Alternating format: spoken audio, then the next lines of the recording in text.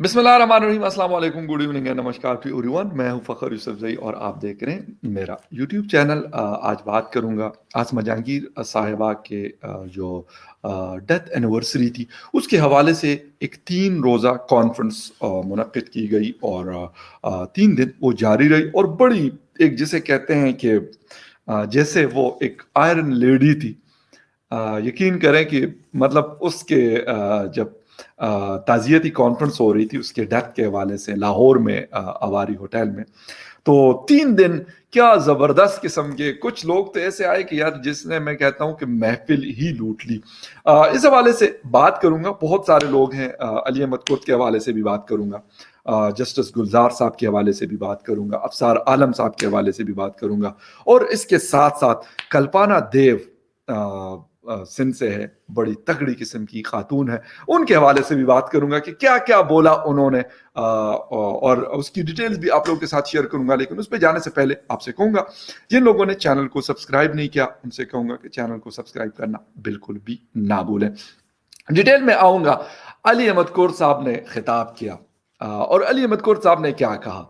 Journals journals journals 3 دفعہ یہ بولا، اور اس کے بعد حال میں جیسے کہتے ہیں آزادی کے نعرے لگنا شروع ہوئے، اور بڑا جسے کہتے ہیں نا شور سے ایسے لگ رہا تھا کہ جیسے ہال اڑ جائے گا، اس طرح کی آوازیں آ رہی تھی۔ بڑے جسے کہتے ہیں چارج قسم کے لوگ وہاں پہ بیٹھے ہوئے تھے۔ لاہوری ویسے بھی کافی فیمس ہے مطلب اس چیز کے لحاظ سے، لیکن علی احمد کرد نے تو جیسے مطلب بجلی بھر دی ان کے اندر، اور انہوں نے آوازیں لگانا شروع کی۔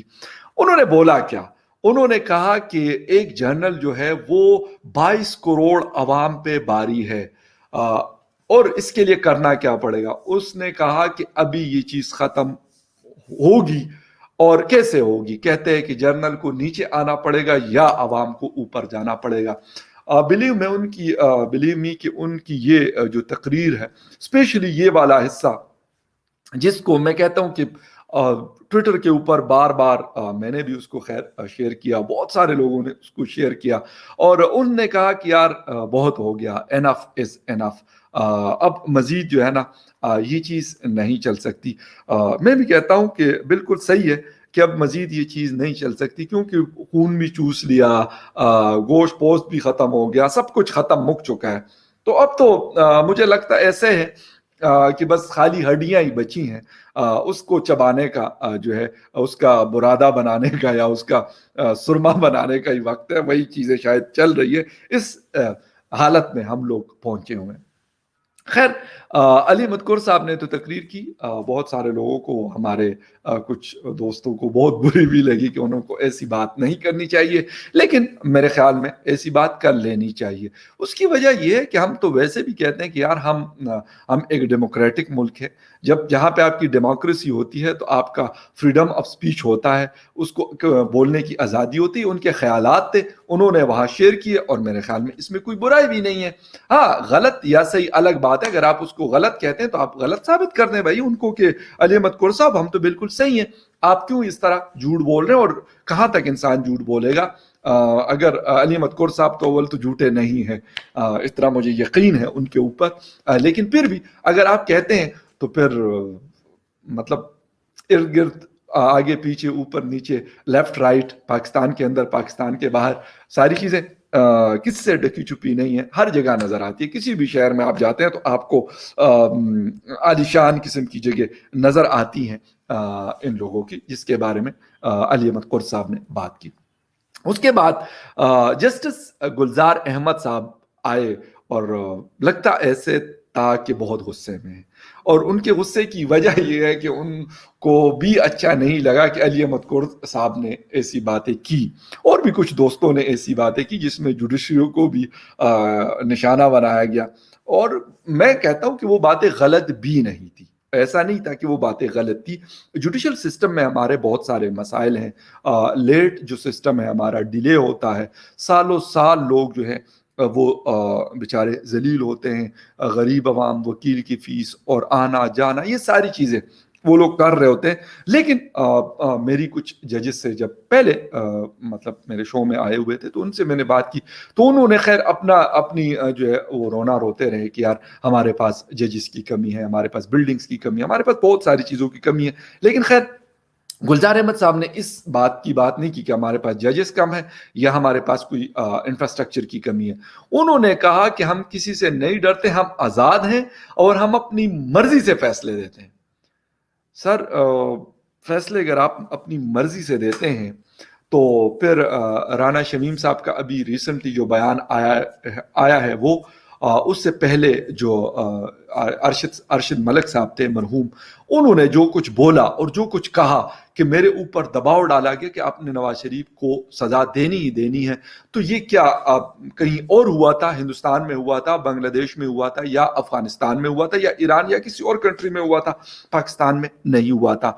With due respect sir, judiciary ہمارے لیے بڑی محترم ہے اور کنٹمپٹ آف کورٹ بھی آ جاتا ہے, آ سکتا ہے, کوئی مسئلہ نہیں ہے. مطلب آپ کے پاس ایک اختیار ہے, آپ کر سکتے ہیں اور آپ کرتے بھی ہیں, ایسا نہیں کہ آپ نہیں کرتے. بٹ دا تھنگ از کہ آپ ڈیلیور کیا کرتے ہیں. سینیٹر مشتاق صاحب نے اپنی ایک سپیچ مجھے ابھی آج ہی بھیجی ہوئی ہے جو کافی میں کہتا ہوں کہ بہت زیادہ وائرل ہوئی ہے, بہت زیادہ فیمس ہے. اس کے حوالے سے انہوں نے کیا بولا, ویسے میں کہتا ہوں کہ آپ کو وہ بھی تھوڑا سا سنا دیں. مجھے اس پہ بہت دکھ ہے کہ ہمارے ملک کی ججز کی جو مراعات ہے, پرک اینڈ پریویلیجز ہیں, اس میں پاکستان کی جوڈیشری تقریباً 10 ممالک جن کو پرکس اینڈ پریویلیجز ججز کو مراعات اور سہولیات ملتی ہے اس میں آتی ہیں, اور انصاف کی فراہمی میں ہماری جوڈیشری کا نمبر ہے 124واں. مجھے حیرت ہوتی ہے, افسوس کی بات یہ ہے کہ ججز کی مراعات اور سہولیات میں پاکستان 5 اور 10 پہلے 10 ممالک پہ دنیا میں, اور انصاف کی فراہمی میں پاکستان 124ویں نمبر پہ ہیں. مسٹر چیئرمین, ہمارا جو ٹرانسپیرنسی انٹرنیشنل ہے 2020 کی جو سروے ہے اس میں 180 ممالک میں ہماری جوڈیشری 120 نمبر پر آ گئی ہے, اور ہماری ججز کی تنخواہیں اتنی زیادہ ہیں کہ ایک جج کی پینشن جو ہے وہ 6 اور 7 لاکھ ہیں. اور مجھے نیشنل بالکل یہ مطلب یہ بات پارلیمنٹ کے اندر سینٹ آف پاکستان سے تعلق ہے, ان کا جماعت اسلامی سے تعلق ہے, اور سینیٹر ہیں مشتاق احمد خان صاحب خیبر پختونخوا کے, اور بڑی دبنگ باتیں کرتے ہیں. 2-3 دن پہلے انہوں نے واحد شاید پارلیمنٹیرین تھے جنہوں نے علی وزیر صاحب کے اوپر بات کی, اور انہوں نے کہا باقاعدہ اسپیکر کو کہ آپ کے پاس اتنا اختیار نہیں کہ آپ پروڈکشن آرڈر جاری کر کے اور علی وزیر کو اس پارلیمنٹ کے اندر بلا لیں. ایسی باتیں بہت کم لوگ ہمارے پارلیمنٹ میں خیر لوگ موجود ہیں, لیکن مشتاق صاحب کو میں بالکل بڑا اپریشیٹ کرتا ہوں. جب بھی بات ہوتی ہے یا کبھی ملاقات ہوتی ہے تو یقین کریں میں ان کو بتاتا ہوں کہ سر آپ کا یہ والا رول بڑا اچھا لگتا ہے کہ کوئی پارلیمنٹیرین جس چیز کے لیے پارلیمنٹ میں گیا ہوا ہے تو وہاں پہ وہ ڈر نہیں رہا بلکہ وہ کلم کلا بات کرتا ہے. اس کے ساتھ ساتھ گلزار صاحب نے, جسٹس گلزار صاحب نے تو کہا کہ نہیں یہ ہم کسی سے ڈرتے بھی نہیں, اگر بہت پریشر آیا تو ہم چھوڑ دیں گے. ایسا کبھی نہیں ہوا. ہمارے ہاں اس وقت بھی ایک جسے کہتے ہیں کہ ان اناؤنسڈ مارشل لا ہے.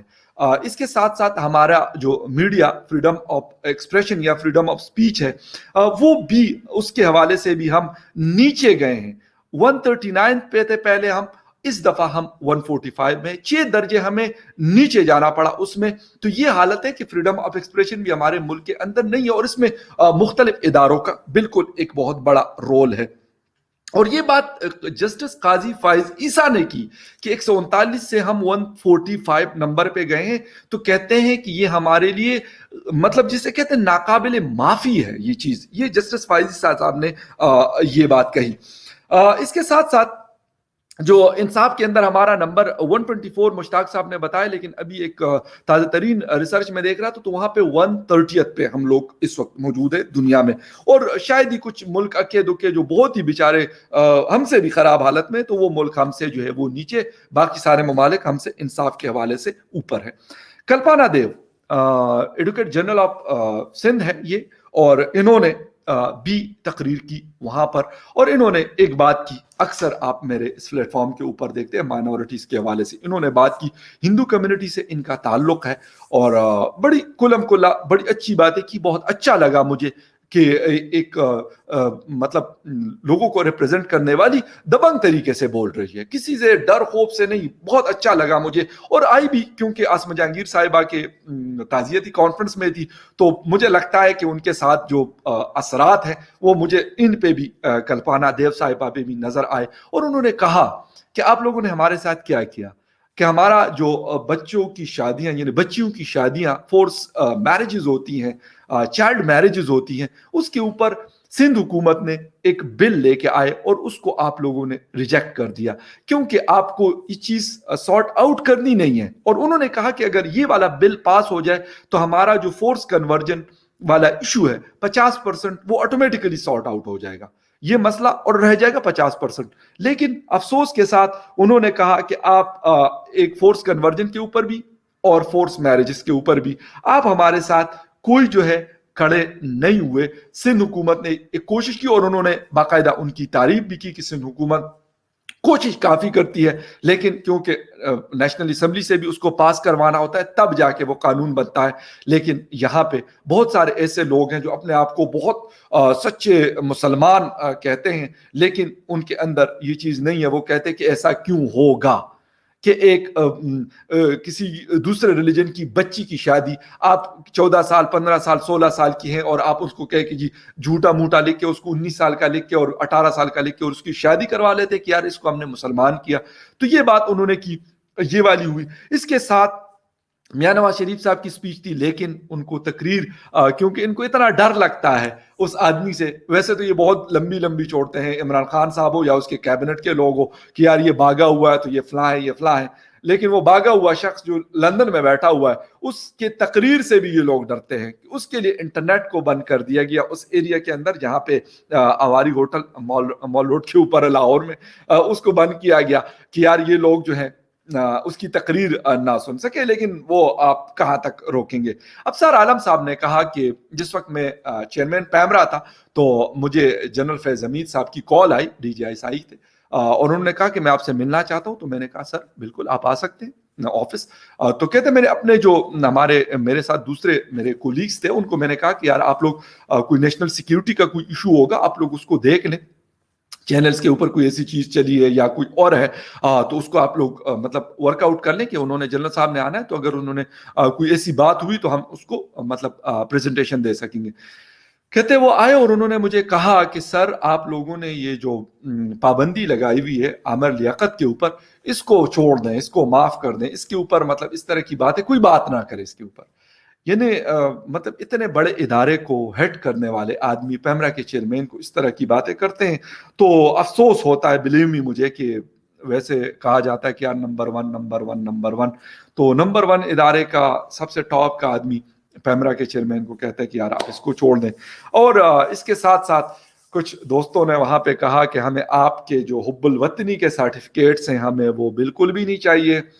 میں بھی یہ کہتا ہوں کہ بھائی وہ والے سرٹیفکیٹ جو آپ لوگ بانٹتے ہو کہ یہ بندہ پیٹریوٹ ہے اور یہ پیٹریوٹ نہیں ہے, یہ ہندوستانی ایجنٹ ہے, یہ را کا ایجنٹ ہے, یہ فلاں کا ایجنٹ ہے, یہ فلاں کا ایجنٹ ہے, تو وہ والے سرٹیفکیٹ جو آپ بانٹتے ہیں وہ بھی میرے سمیت وہاں پہ بھی جو لوگ موجود تھے وہ کہتے ہیں کہ بھائی اپنے پاس آپ رکھو, ہمیں آپ کے یہ والی حب الوطنی ہمیں آپ سے نہیں چاہیے اور یہ والے سرٹیفکیٹس بھی ہمیں آپ کے نہیں چاہیے. خیر بہت ساری چیزیں ہیں, اس کے اوپر کسی اور ٹائم بھی ہوپ فلی آپ لوگوں سے بات کروں گا. ابھی کے لیے جو کانفرنس ہوئی آسما جہانگیر کانفرنس, اس میں مطلب یہ والی اپڈیٹ میں نے اس میں سے جب دیکھا تو یہ والی چیزیں مجھے اچھی لگی, میں نے کہا آپ لوگوں کے ساتھ شیئر کر لوں. کسی اور نیوز اپڈیٹ میں پھر ملتے ہیں. Take care and bye.